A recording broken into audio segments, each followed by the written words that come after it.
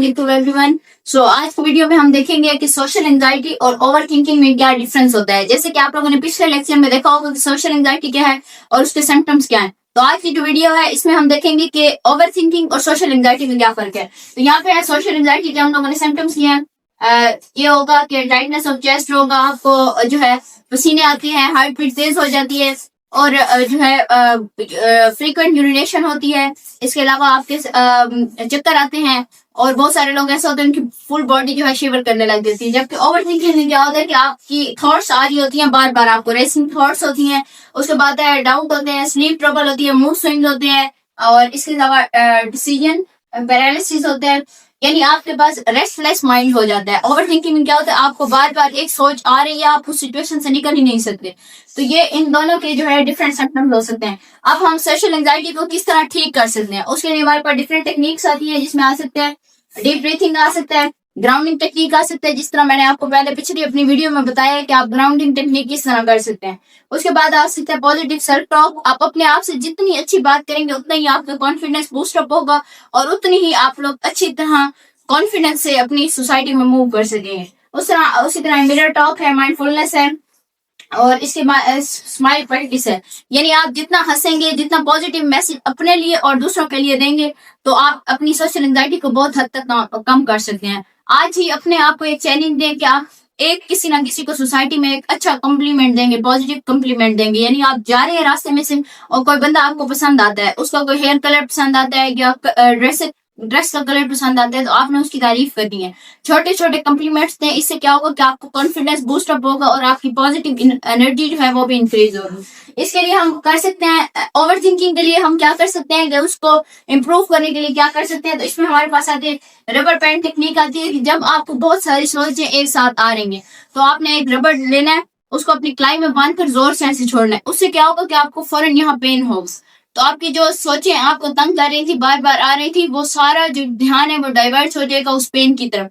तो आपको उन सोचों से थोड़ी देर के लिए रिलीफ मिल जाएगा। ये एक क्विक वे होता है ओवर थिंकिंग को हम रबर बैंड के अलावा कौन सी टेक्निक देख सकते हैं। Confident walk, time limits, right worries, sleep routine. यानी राइट वरीज का ये मतलब होता है कि जो भी सोचें आपको आ रही हैं आप उसको राइट डाउन कर लो। उससे क्या होगा कि आपका जो माइंड है वो उसको आप ये मैसेज देंगे कि मैं जो लिख रहा हूँ वो मेरे अंदर से रिमूव हो रहे हैं। तो आहिस्ता आहिस्ता क्या होगा, वो जो आपकी थॉट्स आपको बार बार आ रही थी वो आहिस्ता आहिस्ता कन्वर्ज होने लग जाएंगे आपके राइट अप की तरफ और आप लोग एक रिलीफ जो है आपको उन सोचों से मिल जाएगा।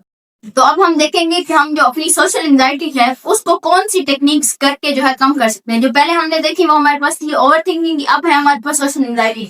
इसमें हमारे पास सबसे पहले आ जाती है कॉग्निटिव बिहेवियरल थेरेपी, CBT जिसको हम कहते हैं। इसमें क्या होता है कि जो आपकी थॉट पैटर्न्स होते हैं जो उस सिचुएशन से रिलेटेड आप बने होते हैं उसको हम मॉडिफाई करते हैं, यानी उसको चेंज करने की कोशिश करते हैं। और फिर जब वो चेंज हो जाती है तो ऑटोमेटिकली आपका जो बिहेवियर है उसके अकॉर्डिंग हो जाता है, उस सिचुएशन के अकॉर्डिंग हो जाता है। जैसे हमने कल भी अपने वीडियो में जिक्र किया था कि हमें प्रेजेंटेशन देने में जब मुश्किल होती है तो उसके बाद हम उसको मॉडिफाई किस तरह कर सकते हैं। तो जब आप अपनी कॉग्निशन में इस बात को बिठा लेंगे कि मैं कॉन्फिडेंटली प्रेजेंट कर रहा होता हूँ और उसके साथ साथ जो है मैं बिल्कुल सही प्रेजेंट कर रहा हूँ, ये आपकी एक थॉट बन जाएगी। तो आज आप ऑटोमेटिकली जब कहीं पे प्रेजेंट करेंगे तो आपकी वो थॉट आपके साथ होगी, तो आपका बिहेवियर उसके अकॉर्डिंग ही कॉन्फिडेंट होगा। उसके बाद हम करते हैं एक्सपोजर थेरेपी। एक्सपोजर थेरेपी में ये होता है कि जिस बंदे को जिस सिचुएशन से डर लग रहा होता है उसको स्टेप वाइज उससे एक्सपोज किया जाता है। फॉर एग्जाम्पल, किसी को प्रेजेंटेशन देने से डर लगता है तो हम पहले क्या करेंगे कि वो नॉर्मली क्लास के बच्चों से बात करेगा। उसके बाद क्या होगा कि वो टीचर्स के साथ रेपो बिल्ड करने की कोशिश करेगा। जब इन दोनों के साथ हो जाएगा तो फिर क्या होगा कि क्लास टीचर और क्लास के स्टूडेंट्स की मौजूदगी में वो इसीलिए प्रेजेंटेशन दे लेगा। क्यों? क्योंकि उसका जो एक्सपोजर है वो पहले दोनों लोगों के साथ हो चुका होगा। ऐसे छोटे छोटे काम करके हम उसकी जो एक्सपोजर करवा के ना उस सिचुएशन से जिससे उसको डर लगता है या जो उसके लिए सोशल एंजाइटी का सबब बनता है तो हम कम कर लेते हैं। उसके बाद हम कराते हैं डीप ब्रीथिंग। डीप ब्रीथिंग के लिए ऑलरेडी मैंने पहले भी अपनी काफी सारी वीडियोज में जिक्र किया कि हम किस तरह कर सकते हैं।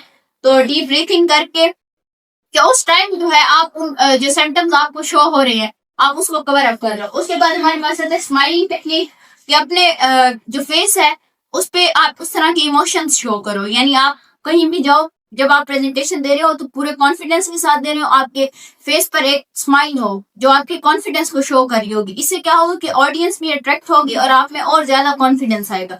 और इसके अलावा अपने जो भी आप जहाँ भी बात करते हैं तो इस तरह करें कि आपके जो सुनने वाले लोग हैं वो आपके साथ आपको अटेंशन दें, ताकि आपको कॉन्फिडेंस बूस्ट अप हो। उसके बाद हम करते हैं फुट रिलैक्सेशन टेक्निक। ये होता है कि एक मसाज टाइप होता है जो आप अपने पाँव के नीचे करते हो, जो हमारे बहुत सारे जो मसल्स हैं, हमारी बहुत सारी वेन्स और मसल्स हैं उनको बूस्ट अप करते हैं, उनकी रेगुलेशन को तेज करते हैं, जिससे हमारी एंजाइटी जो है बहुत हद तक कवर हो जाती है। उसके बाद हमारे पास आता है ग्राउंडिंग टेक्निक। उसको हमने कल भी जिक्र किया था कि वो हम किस तरह कर सकते हैं। सो अगर आज की वीडियो आप लोगों को पसंद आई हो तो अपने दोस्तों के साथ शेयर करें, कमेंट करें और लाइक करें। Thank you.